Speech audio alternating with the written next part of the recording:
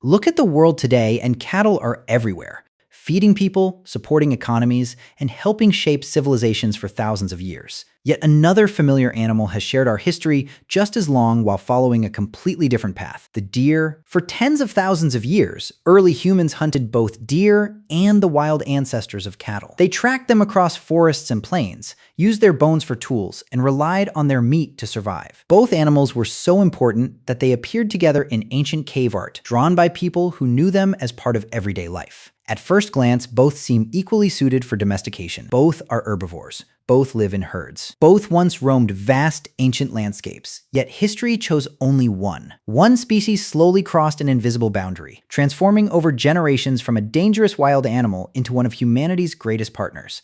The other never crossed that line. Despite thousands of years of contact, deer remained wild. They could be hunted, observed, and even temporarily enclosed, but they never became truly domesticated. Why? Were they too fast, too alert, too unpredictable? The real answer goes far deeper than speed or strength. It lies in subtle differences in behavior, stress response, and survival instincts, differences that quietly shape the course of human civilization itself. That hidden divide determined which animal would stand beside humans in building civilizations, and which would forever belong to the wilderness. To discover where those paths first diverged, we must travel back nearly 17,000 years into a cave where early humans left behind a clue that still helps explain this remarkable mystery today. Long before written history, deep inside a limestone cave in what is now southern France, early humans stepped into the darkness carrying only flickering torches. Their moving light revealed bare stone walls, and there they began to paint. Among the animals were two familiar figures: a massive wild bull, the powerful ancestor of modern cattle, and nearby elegant red deer with towering antlers. These were not decorations, they were records of life. Every brushstroke reflected careful observation: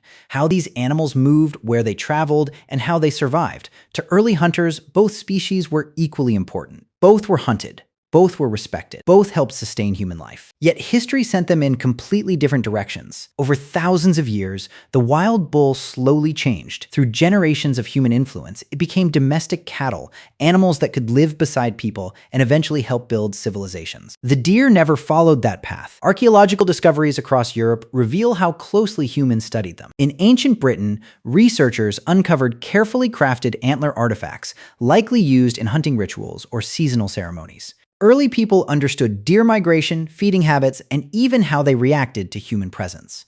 So the failure was never a lack of knowledge. Humans had thousands of years to observe deer. The real barrier was something deeper: not effort, not knowledge, but biology itself. Somewhere within the nature of deer was an invisible resistance to domestication, a trait that kept them wild no matter how closely humans lived beside them. At first glance, the wild ancestor of modern cattle seems like the last animal humans could ever hope to domesticate. The aurochs was enormous, heavily built, and armed with long, deadly horns. Even experienced prehistoric hunters approached it with extreme caution, knowing a single charge could be fatal. Centuries later, Julius Caesar described these animals as fierce, aggressive, and nearly impossible to approach. By every logical measure, the aurochs should have resisted human control. Yet around 10,000 years ago, something remarkable began in the Fertile Crescent. Small farming communities started capturing and managing a limited number of these wild cattle. Instead of trying to tame every animal, they repeatedly bred the calmest individuals, slowly creating a new relationship between humans and livestock. Genetic studies suggest that modern cattle may descend from only a small founding population. Domestication was never about transforming an entire species overnight. It was a gradual process in which only certain behavioral traits were passed from one generation to the next. Over centuries, the descendants of those selected animals became less reactive,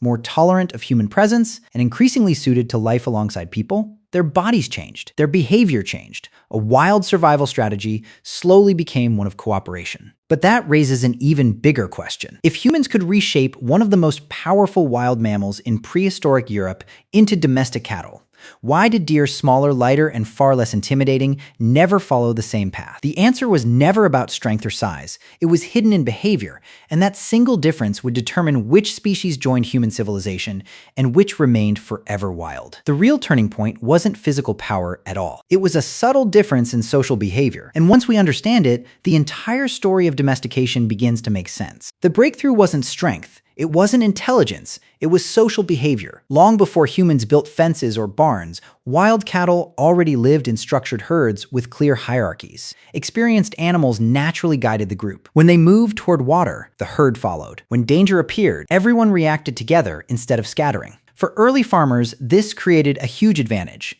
They didn't need to control every animal. By repeatedly breeding the calmest cattle, especially those that naturally influenced the herd, they gradually made entire groups easier to manage. A few steady animals could shape the behavior of many others, generation after generation. Humans reinforced these traits. More aggressive cattle were less likely to reproduce under human care, while calmer individuals were consistently selected for breeding. Over centuries, behavior slowly changed. The transformation didn't stop there. Through selective breeding, domestic cattle became smaller than their wild ancestors. Their horns gradually shortened, their bodies changed, and their temperament became far more manageable. Animals that had once threatened hunters eventually became dependable partners, providing food, hides, milk, and the strength needed for early farming. It became one of the most important partnerships in human history. But this strategy had one critical requirement: a stable social hierarchy, and deer simply didn't have it. Without consistent leaders to influence, humans lost the very mechanism that made cattle domestication possible. The problem wasn't that deer refused to cooperate. It was that there was no organized herd structure for humans to guide in the first place. But hierarchy was only part of the story. Deer possessed another survival instinct so powerful that under the stress of captivity, it could become deadly, and that hidden biological response may have made true domestication impossible. Even without a strict social hierarchy, humans might still have found a way to domesticate deer, but nature had already built another powerful barrier into them: fear. Not ordinary fear, but a deeply wired survival system designed for one purpose: escape. The moment a deer senses danger, its body reacts almost instantly. Heart rate surges, stress hormones flood the bloodstream, and every muscle prepares for explosive movement. In the wild, that response is life-saving. A fraction of a second can mean the difference between escaping a predator and becoming its next meal. Inside an enclosure, however, that same instinct becomes a serious disadvantage. When a frightened deer cannot escape, its body can remain trapped in an extreme stress response. Wildlife veterinarians have documented cases where prolonged stress causes severe internal damage. Muscles begin to break down, vital organs come under intense strain, and in extreme cases, the animal may die not from injury, but from the overwhelming effects of stress itself. This is one reason deer are so difficult to manage compared with traditional livestock. Cattle respond differently. They also experience fear, but they are far more likely to recover once the threat has passed. Their stress response settles, making long-term care and selective breeding possible. Deer never developed that same resilience. Their survival strategy has always been simple: escape first, survive first. For millions of years, that instinct protected them in predator-filled forests. But in captivity, it became one of the greatest barriers to domestication. Sometimes evolution gives an animal the perfect tool for survival in the wild, but the wrong tool for living beside humans. Yet even fear wasn't the final obstacle. When deer gathered in groups, another unpredictable behavior emerged, one that made long-term control almost impossible for early humans. From a distance, a group of deer grazing in an open field looks much like a herd of cattle. They move together, pause together, and scatter together. But that similarity is an illusion. Deer do not form permanent social groups. What appears to be a herd is usually a temporary gathering created by immediate needs such as food, seasonal movement, or safe resting areas. A large group may occupy one valley today, then disappear within days as some animals leave and others arrive. The group is constantly changing. Unlike cattle, deer do not maintain long-term social bonds that hold a herd together. There is no stable leadership or lasting hierarchy to guide the group. When danger appears, they do not respond as a coordinated unit. Instead, the gathering breaks apart instantly, with each animal fleeing in its own direction. For early humans, this created a major obstacle. Capturing one deer offered no influence over the others. There was no leader to guide, no stable herd to manage, and no predictable social structure to build upon. Every animal had to be handled individually, making long-term domestication almost impossible. The challenge became even greater during the breeding season, known as the rut. Male deer experienced dramatic hormonal changes, became highly aggressive, and fought fierce battles using their antlers as dangerous weapons. Even normally calm animals became unpredictable and difficult to contain. Together, these traits formed a system that resisted domestication at every level. Deer were not simply difficult to tame, they were impossible to organize as a herd. Without stable social structure, humans could never establish the lasting control required for true domestication. But even this wasn't the final obstacle. Across history, humans repeatedly tried to keep deer close. and every attempt revealed an even deeper biological barrier that ensured they would remain wild. Even after the greatest challenges became clear, humans refused to give up. Across different civilizations and centuries, people repeatedly tried to bring deer under long-term control. Enclosed parks grew larger, fences became stronger, and generations of caretakers devoted themselves to managing these animals. From a distance, it often appeared that deer farming had finally succeeded, but appearances were deceiving. The methods changed. The deer did not. In medieval Europe, vast parks held red and fallow deer inside carefully managed landscapes. Yet even after centuries of confinement, the animals remained alert, reactive, and impossible to fully trust. The fences changed, but their instincts stayed the same. Centuries later, modern farming tried again with far better tools. In countries like New Zealand, commercial deer farming became a successful industry supported by advanced fencing, veterinary care, and controlled breeding. Even then, farmers could not handle deer the way they handled cattle or sheep. Every interaction required careful planning to avoid triggering panic and extreme stress. Researchers found something remarkable. Even after multiple generations in captivity, farmed deer still displayed nearly the same flight instincts and stress responses as their wild relatives. Their surroundings had changed completely, but their biology had not. This reveals the real difference between keeping an animal and domesticating one. Domestication is not about confinement, it is about transformation. Cattle changed because their biology allowed it. Deer never did. That is why one species became a foundation of human civilization, while the other remained forever at its edge. Yet far to the north, one member of the deer family broke this pattern completely, and its story reveals the missing piece in the mystery of domestication. For almost every species of deer, the story ends the same way. Humans tried, nature refused. But across the frozen landscapes of the Arctic, one remarkable exception emerged. The reindeer, unlike its woodland relatives, reindeer evolved under very different conditions. They traveled in massive migrating herds that stretched for kilometers across the tundra. Staying together wasn't just helpful, it was essential for survival. This strong herd cohesion created a social structure that humans could work with rather than fight against. For thousands of years, indigenous Arctic communities learned to guide these herds instead of forcing them into submission. Rather than controlling every individual, they worked with the reindeer's natural instincts. Trained lead animals helped influence the movement of the herd, allowing people to direct migrations while preserving the animal's natural behavior. Even so, this was never the same as cattle domestication. Reindeer kept much of their wild nature. They still migrated with the seasons, could rejoin wild populations, and never came under complete human control. In other words, they were never fully domesticated. They became partners rather than possessions. That distinction is the key. The success of reindeer management shows that humans could work with deer-like animals, but only when evolution had already shaped them for strong social cohesion and cooperation.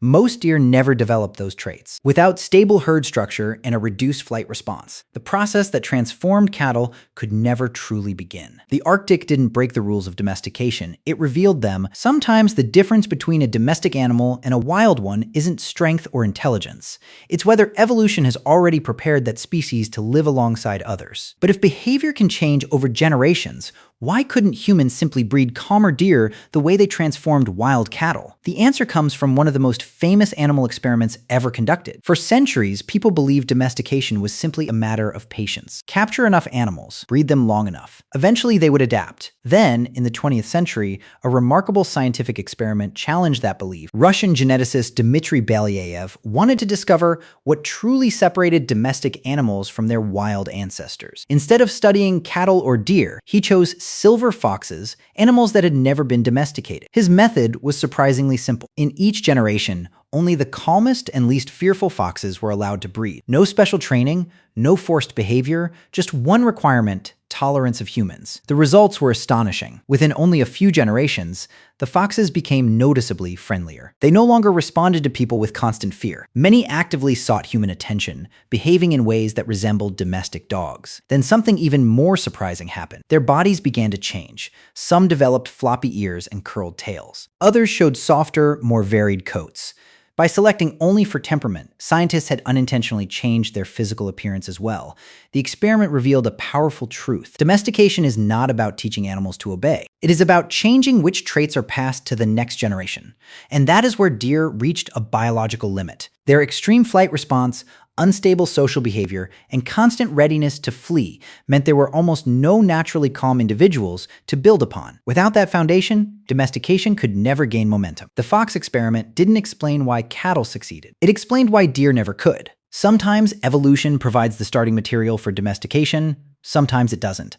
And that quiet difference can shape the course of entire civilizations. In the end, this story was never just about animals. It was about a deeper truth that determined which species would stand beside humanity and which would forever remain beyond its reach. At first, this seemed like a simple question about two animals. Why did humans domesticate cattle, but not deer? But after following the evidence, the answer becomes much bigger than either species. Domestication was never about choosing the strongest, fastest, or even the most useful animal. It was about compatibility. Cattle possessed a rare combination of traits that made partnership with humans possible. They lived in stable herds, accepted social hierarchies, recovered more easily from stress, and contained enough natural behavioral variation for early farmers to gradually select calmer individuals over many generations. Deer followed a very different evolutionary path. Their survival depended on constant vigilance. Their social groups were temporary. Their instinct was to flee before anything else. Those traits made them exceptionally successful in the wild, but they also created barriers that selective breeding could never overcome. In other words,